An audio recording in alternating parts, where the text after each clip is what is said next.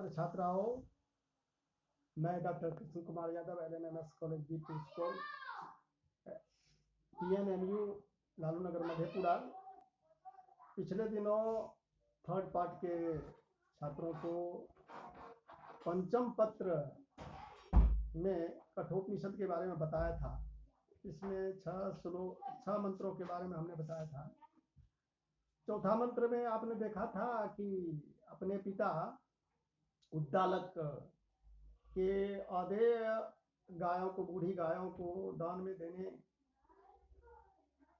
के लिए उद्यत होते हुए देखते हुए नचिकेता ने उनको अकल्याण से बचाने के लिए, अनंदा नामक लोग जाने से बचाने के लिए, नरक से बचाने के लिए उसने कहा था कि मुझे आप किसको दान में दे रहे हैं। तो 5वां श्लोक, उसी चौथा श्लोक में, चौथा मंत्र में कहा था उद्दालक ऋषि ने कि जाओ, मैं तुमको मृत्यु को दे दिया। और इसको सुनकर उन्होंने सोचा था मन में कि मैं प्रथम और मध्यम किस्म के आचरण करने वाले बालक में से हूँ। प्रथम किस्म के बच्चे जो होते हैं वो अपने गुरु या पिता के मनोनुकूल ही, मन को भाप कर ही अपना आचरण करने लगते हैं, और मध्यम किस्म के लोग अपने गुरु और पिता के आदेश को पाकर उनके अनुसार आचरण करते हैं। परंतु निम्न किस्म का, अधम किस्म का तो मैं नहीं हूँ, जो कि पिता के कहने पर भी मैं उस तरह का आचरण न करूं। तो यह सोचकर नचिकेता ने अपने पिता को कहा कि हे पिताजी, आप तो बहुतों में से क्या कहते हैं, आप जो हैं, आपके पूर्वज लोग जो पिता और पितामह हैं, रह चुके हैं, उन लोगों के कर्तव्य को देखकर, और फिर वर्तमान में जो सीरी आदि राजा लोग हैं उनके कर्तव्य को देखकर आप हमें मृत्यु के पास, यानी यमराज के पास भेजने की कृपा करें। तो इस पर फिर उद्दालक ऋषि के द्वारा उन्होंने यमलोक को पहुंचाने की बात की। तो वहां पहुंचे नचिकेता जी, और नचिकेता यमलोक में जब पहुंचे तो यमराज अनुपस्थित थे। तो वहां पर तपस्या किए, 3 दिनों तक, 3 रात्रि तक भूखे प्यासे वहां रहे। फिर यमराज के वापस आने पर उनके मंत्रियों ने यमराज को कहा, अब क्या कहा, 7वां मंत्र में यही है, वैश्वानरः प्रविशति अतिथि ब्राह्मणो गृहान तस्येतां शांतिं कुर्वन्ति हर वैवस्वतो दुखम। इसमें कह रहा है कि हे वैवस्वत यमराज, अतिथि ब्राह्मण वैश्वानर की तरह, अग्नि की, दहकते अग्नि की तरह प्रवेश कर रहे हैं यमलोक में। तो उसको शांति करने के लिए, शांत करने के लिए आप जल आदि, अर्घ्य पाद्य आदि का उपयोग करें। तो इस मंत्र का अर्थ इस प्रकार है, यमराज के मंत्रियों ने कहा, हे सूर्यपुत्र यमराज, अतिथि ब्राह्मण अग्नि के रूप में घरों में प्रवेश करता है। शिष्ट जन उस अतिथि ब्राह्मण रूप अग्नि का इस प्रकार अर्घ्य पाद्य, जल आदि, जलदान आदि देकर समन करते हैं। अतः नचिकेता के पाद प्रक्षालन के लिए जल ले आओ। हर उदकम अर्थात जल ले आओ। तो इस तरह से फिर आगे के मंत्र में, 8वां मंत्र में कहते हैं, आशा प्रतीक्षे संगतं शृण्वतं च इष्टापूर्ते पुत्र पशुंश्च सर्वान् एतद् वृंते पुरुषस्य अल्पमेधसो यस्या अनस्नन् वसति ब्राह्मणो गृहे। इसमें यमराज के मंत्री कहते हैं कि जिसके घर में ब्राह्मण अतिथि भूखे यानी बिना भोजन किए, अनशनन बिना भोजन किए निवास करते हैं, वसति गृहे घर में रहते हैं, उस अल्प बुद्धि वाले पुरुष का, पुरुषस्य अल्प मेधसो मतलब अल्प बुद्धि वाले पुरुष का, पुरुष की आशा, प्रतीक्षा और दोनों का मिला जुला रूप संगत, और फिर सच्ची वाणी, सत्य वचन, और फिर उसके इष्ट यानी वांछित वस्तु की पूर्ति, पुत्र, पशु, ये सभी नष्ट कर देते हैं वे अतिथि ब्राह्मण, अर्थात उसका ये सभी नष्ट हो जाते हैं, ऐसा वो कहते हैं। अनुवाद में इसका है कि जिसके घर में बिना भोजन किए ब्राह्मण अतिथि रहता है, वह अतिथि उस मंद बुद्धि वाले पुरुष की आशा, अप्रत्यक्ष इष्टार्थ को प्राप्त करने की प्रार्थना, प्रतीक्षा, निश्चित इष्टार्थ की प्राप्ति की प्रतीक्षा, संगत आशा और प्रतीक्षा, संयोग से होने वाले अथवा देवता के ध्यान से होने वाले फल, फिर वाणी से उत्पन्न फल, सुंदरता मतलब वाणी से उत्पन्न फल, और इष्ट यानी यज्ञादि वगैरह, पूर्त कूप आदि निर्माण से जो फल होता है उसको पूर्त कहते हैं। तो इस प्रकार से समस्त उनके पुत्र और पशु सबको नष्ट कर देता है। अतः ब्राह्मण अतिथि सर्वथा पूज्य है, कहने का भाव यही है। तो इसमें अतिथि के महत्व को बताया गया है कि अपने घर पर अतिथि को भूखा नहीं रखना चाहिए। फिर आगे के मंत्र में कहा जा रहा है, इसमें नचिकेता बोलता है, जब यमराज अस्थिर हो गए तो नचिकेता अपना प्रस्ताव रखता है, कहता है 9वां श्लोक में, तीसरो श्लोक में नहीं, 9वें मंत्र में, तीसरो रात्रि यद वात्सी गृहे में अनशनन ब्राह्मण अतिथि नमस्यः, नमस्ते अस्तु ब्राह्मण, त्वस्ति में अस्तु, स्वस्ति में अस्तु, तस्मात् प्रति त्रीन वरान वृणस्व। इसमें नचिकेता से ही यमराज कहते हैं, नचिकेता से यमराज कहते हैं, तीसरो रात्रि 3 रात तक, यत वात्सी गृहे में मेरे घर में जो वास किया गया, अनशनन बिना भोजन किए हुए, ब्राह्मण अतिथि, हे अतिथि ब्राह्मण, मेरे घर में 3 रात 3 दिन तक जो वास किया गया बिना भोजन के, तो आपको नमस्कार है, नमस्यः नमस्कार है, नमस्ते अस्तु ब्राह्मण, हे ब्राह्मण आपको प्रणाम है, स्वस्ति में अस्तु मेरा कल्याण हो, तस्मात् प्रति 3 वरान वृणीष्व, और उसके लिए 3 दिन के 3 रात्रि के लिए 3 वरदान आप मांग लें, वृणीष्व मांग लें। फिर 10वें मंत्र में कह रहा है, इसमें नचिकेता यमराज से इस प्रकार कहते हैं कि शांत संकल्प सुमना यथा स्यात् वीतमन्यो गौतमी माँ अभिमृत्यो तत्प्रशिष्टं माँ अभिवदेत प्रतीत एतत्त्रयाणां प्रथमं वरं वृणे।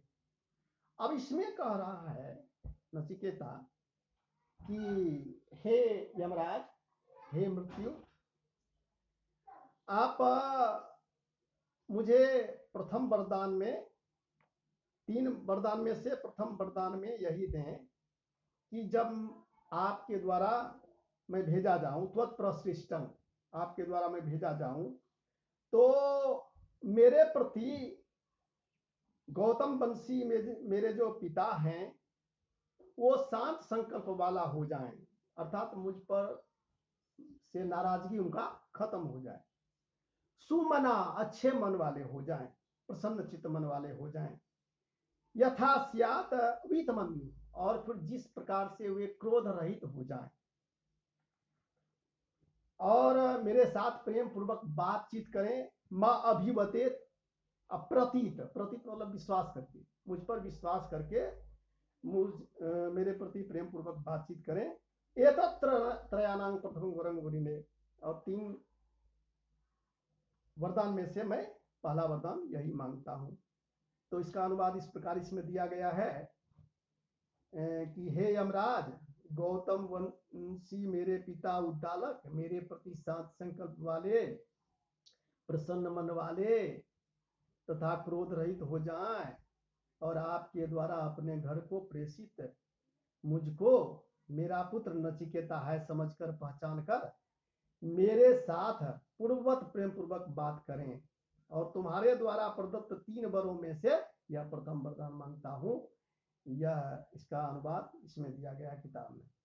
फिर आगे है 11वें मंत्र में, यथा पुरस्तात भविता प्रतीत औदालकी आरुणिम आरुणिमत प्रसृष्टं सुखं रात्रि सहिता वीत मनुष्वांग ददृशिवान मृत्यु मुखात प्रमुक्तम। इसमें यमराज नचिकेता से कह रहे हैं, जब नचिकेता ने प्रथम वरदान मांग लिया तो नचिकेता को यमराज कहते हैं, यथा पुरस्तात भविता, जैसे पहले से होता आया, कि प्रतीत आप पर विश्वास करेगा, तुम पर विश्वास करेगा कौन? तो आरुणि वंशी औदालक, औदालकी आरुणि मत प्रशिष्ट, मेरे द्वारा भेजे गए तुम्हारे पिता जो अरुणि वंश के हैं औदालक, वो जैसे तुम पर विश्वास पहले से करते आए हैं वैसे ही होगा उनका विश्वास। और सुखंग रात्रि सहिता वीत मनुष्वान ददृशिवान मृत्यु मुखात प्रमुक्तम, मृत्यु के मुख से मुक्त हुए छोड़े हुए तुमको देखकर, ददृशिवान, ददृशिवान मतलब देखकर, वीतमन्यु हो, वीतमन्यु क्रोध रहित होकर, सुखम रात्रि सहिता, सुख से रात को शयन करेंगे, यानी संतुष्ट हो जाएंगे कि मेरा बेटा वापस आ गया, और तुमको पहचान लेंगे, विश्वास कर लेंगे, और जैसे तुम्हारे साथ पहले से बर्ताव करते रहे हैं वैसा करेंगे। ये ऐसा कहते हैं। और इसका इसमें अनुवाद दिया है कि हे नचिकेता, तुम्हें मृत्यु के मुख से मुक्त देखकर मेरे द्वारा प्रेरित अनुमोदित अरुणि के पुत्र उद्दालक जो तुम्हारे पिता हैं, पूर्व की भांति ही तुम्हें पहचान कर यह मेरा पुत्र नचिकेता है स्नेह युक्त होते हुए दुख और क्रोध से रहित हो जाएंगे, और वे अपनी आयु की अवशिष्ट रात्रि में सुखपूर्वक शयन करेंगे। फिर 12वें मंत्र में कह रहा है कि स्वर्गे लोके नो भयं किंचित नास्ति, किंचि नास्ति नो तत्त्वं नो जड़िया विभेति उभे तीर्थ्वा अस्नाया पिपासे शोकातिगो मोदते स्वर्गलोके। अब इसमें नचिकेता पहला वरदान मिल जाने के बाद दूसरे वरदान की ओर बढ़ रहे हैं, और वे कहते हैं कि स्वर्गे लोके, स्वर्ग लोक में नो भयं, भय नहीं रहता है, किंचित थोड़ा भी नहीं, नास्ति नो तत्र जड़िया विभेति, ना ही वहां पर बुढ़ापा से कोई डर रहता है, और तुम वहां चूंकि रहते हो इसलिए जरा बुढ़ापा आदि से कोई डर नहीं रहता है। हे यमराज, आप वहां रहते हैं इसलिए वहां कोई डर नहीं रहता है। तो उभे, ये दोनों बात, तीर्थवा अनसनन असनया पिपासे, भोजन और प्यास भी, भूख और प्यास भी वहां नहीं लगती है, ये दो में से कुछ नहीं लगते हैं वहां। अशोकातिगो, शोक को पार कर जाते हैं लोग, और मोदते स्वर्गलोके, स्वर्गलोक में आनंद के साथ रहते हैं। तो अब इसमें देखेंगे कि इसका अनुवाद दिया है, स्वर्गलोक में किसी प्रकार का रोग आदि जन्य भय नहीं है, और वहां तुम भी एकाएक प्रभाव नहीं डाल पाते हो, अतः वहां कोई भी पुरुष जरा से यानी बुढ़ापा अवस्था से युक्त होकर इस प्रकार की भांति तुमसे नहीं डरता है कि अब मेरी मौत होगी। फिर क्षुधा और तृषा, इन दोनों कष्टों को पार कर, वहां पर भूख और प्यास भी नहीं लगती है, पार कर शोक मानसिक दुख से मुक्त होता है हुआ पुरुष स्वर्ग लोक में आनंद प्राप्त करता है। और फिर आगे के मंत्र में 13वें मंत्र में कहते हैं स्व त्वम अग्निम स्वर्गमध्येसी मृत्यो प्रब्रूहि एवं श्रद्धानाय मह्यम स्वर्गलोका अमृतत्वं भजन्ते एतद्वितीयेन वृणे वरेण। तो अब दूसरा वरदान मांग लेते हैं वो कहते हैं कि दूसरा वरदान मुझे, दूसरे वरदान से मुझे कृतार्थ करें इस प्रकार से कि वो कहते हैं कि हे मृत्युदेव, आप उपयुक्त स्वर्ग की प्राप्ति के साधन रूप, जैसे कि पहले स्वर्ग का वर्णन किया गया, प्राप्ति रूप साधन के रूप में अग्नि को भली भांति जानते हैं, यानी अग्नि साधन द्वारा ही लोग स्वर्ग को प्राप्त करते हैं, तो उसको आप जानते हैं। अतः आप मुझ जैसे स्वर्गार्थी श्रद्धालु उस अग्नि विद्या को अच्छी प्रकार अर्थात उसके चयन की समग्र विधि को समझाइए। और इस अग्नि के चयन के कारण स्वर्गलोक को प्राप्त करने वाले यमराज अमरत्व देवत्व को प्राप्त करते हैं। अतः मैं इस अग्नि विद्या को द्वितीय वर में मांगता हूं, ऐसा वो कहता है। कौन? नचिकेता। नचिकेता कहता है यमराज से कि उस अग्नि विद्या के बारे में मुझे बता दीजिए जिसके द्वारा लोग स्वर्ग को प्राप्त करते हैं। तो फिर अगले मंत्र में नचिकेता के इस प्रकार के कहने पर यमराज कहते हैं प्रते ब्रवीमि तदु मे निबोध स्वर्गीयम अग्निम नचिकेतः प्रजानन अनंतलोकाप्तिम मथो प्रतिष्ठाम विद्धि त्वमेतं निहितं गुहायाम। अब इसमें कहते हैं कि प्रते, ये दो शब्द हैं शुरू में, तो ब्रवीमि, ब्रवीमि मतलब कहता हूं, तदु में निबोध, मेरे द्वारा उसको आप जाने, स्वर्गम अग्नि, स्वर्ग की अग्नि को। तो इसका अर्थ जो है अनुवाद इस प्रकार है कि हे नचिकेता, स्वर्गदायिनी अग्नि विद्या को विधि पूर्वक जानने वाला मैं तुम्हारे लिए विस्तार पूर्वक बतलाता हूं, विस्तार पूर्वक बतलाता हूं कि जिस अग्नि विद्या की तुमने प्रार्थना की है, जिस विद्या अग्नि विद्या की तुमने प्रार्थना की है उसको मैं बतलाता हूं। उस विद्या को मुझसे भली भांति एकाग्र मन से जान लो, जान लो। अनंत लोक अर्थात स्वर्ग लोक जो है वह उसको प्राप्त कराने वाली तथा विराट रूप से जगत की आधार स्वरूपा इस अग्नि विद्या को विद्वानों की बुद्धि रूपी गुहा में अंतर्निहित समझो। तो विद्धि त्वम एतं निहितं गुहाया, मतलब विधि मतलब जानो, त्वम मन तुम, एतम इसको, अनिहितम छिपा हुआ, गुहायाम मने गुफा में, बुद्धि रूपी गुफा में, गुहा में अंतर्निहित जानो। किसको? तो अनंत लोक को, अनंत लोक मतलब स्वर्ग लोक, उसको। तो इस तरह से दूसरा वरदान यमराज प्रदान करते हैं, अग्नि विद्या का ज्ञान देते हैं। और फिर आगे के मंत्र में है, अग्नि विद्या की प्रशंसा कर यमराज ने अपने शिष्य से कहा कि लोकादि मग्निम तमुवाच तस्मै या इष्टका यावति विदुर्वा यथा वा शौचापि तत्प्रत्यय वदद्य यथोक्तम अथास्य मृत्यु पुनरेवाह तुष्टः। इसमें लोकादि, लोकादि का अर्थ हुआ लोक अर्थात स्वर्ग लोक के कारण, स्वरूप वाली अथवा पृथ्वी आदि की कारण रूपा, या जिस प्रकार की, यावतो जितनी संख्या है,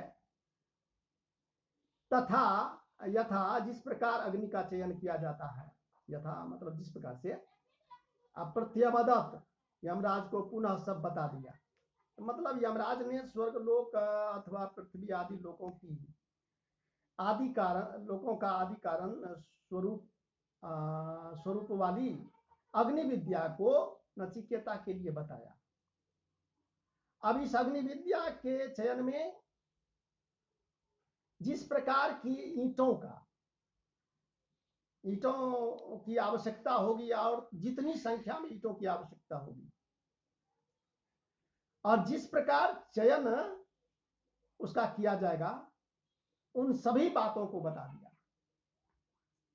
और उस नचिकेता ने भी अग्नि विद्या की विधि यमराज से जिस प्रकार सुनी थी, ठीक उसी प्रकार समझकर यम को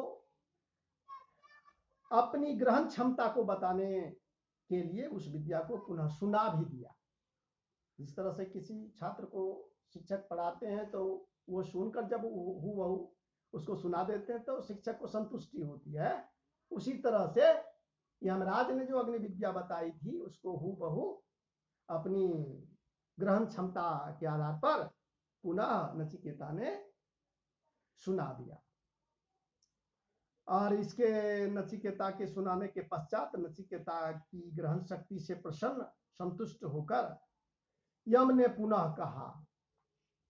अब पुनः क्या कहा तो अगले मंत्र में है, तम अब्रवीत प्रियमानो महात्मा वरं तवे हाद्य ददामि भूयः तवैव नामना भविता अयम अग्नि श्रृंकांग चेयमान एक रूपांग गृहान।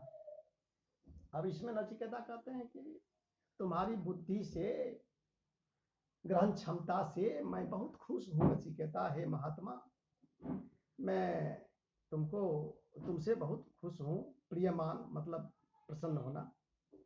और 3 वरदान के अलावे मैं एक वरदान फिर देता हूँ, वरंग तवे हाद्य ददामी भूया, फिर मैं एक वरदान देता हूँ। क्या वरदान देता हूँ तो तवैव नामना, तुम्हारे ही नाम से ही, भविता अयम अग्नि, यह अग्नि तुम्हारे ही नाम से जानी जाएगी। और फिर आगे कहते हैं श्रृंकाम, और फिर रत्नों की माला, रंग बिरंग की माला जो है विभिन्न रंगों वाली, वो भी मैं तुमको देता हूं, इसको ग्रहण करो। तो इस तरह से इसमें अनुवाद बताया गया है कि नचिकेता को अलौकिक प्रज्ञा, नचिकेता की अलौकिक प्रज्ञा को देखकर प्रसन्न चित्त महात्मा उदार चित्त वाले यम ने नचिकेता से कहा, तुम्हारी प्रतिभा से प्रसन्न होने के कारण तुम्हें आज तुम्हारे द्वारा